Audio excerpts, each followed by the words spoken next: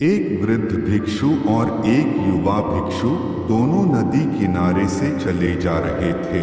तभी उन्होंने देखा कि एक युवती नदी में डूब रही है और बचाओ बचाओ के लिए आवाज दे रही है। युवा भिक्षु तुरंत नदी में कूदा और युवती को नदी से बाहर निकाल लाया। इस तरह से उसने उस युवती को बचा लिया। इतने में वृद्ध भिक्षु गर्म हो गए। अरे, तुमने उस महिला को छू लिया। अब मैं बुद्ध से कहूंगा और तुम्हें दंड प्रायश्चित दिलवाऊंगा। दोनों बुद्ध के सामने पहुंचे।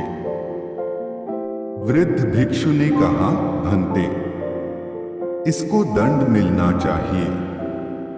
बुद्ध ने पूछा, क्यों? वृद्ध भिक्षु ने कहा, इस बात का कि इसने युवती को उठाकर नदी से बाहर रखा, इसने उसे छू लिया, इसका ब्रह्मचर्य नहीं रहा, इसलिए इसे प्रायश्चित मिलना चाहिए। बुद्ध ने कहा, प्रायश्चित पहले तुम ले लो, मैं किस बात का प्रायश्चित लूं?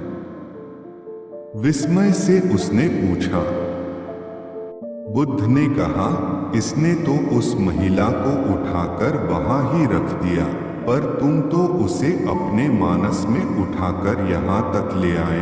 तुम्हारे मन में अभी भी यह है, तुम इतनी देर से उसे ढो रहे हो, इसने तो वहां रखा और भूल भी गया।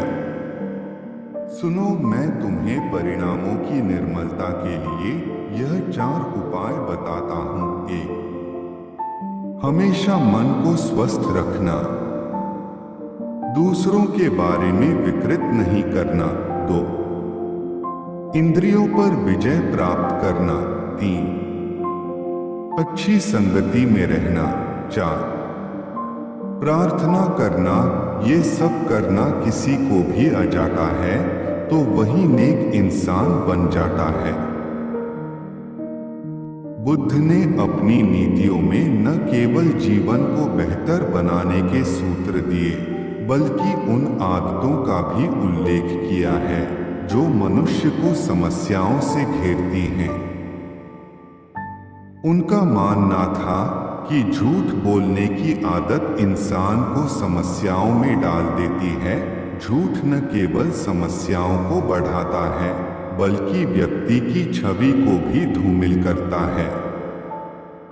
बुद्ध ने बुद्धिमान व्यक्ति के लिए भी कुछ बातें कही हैं।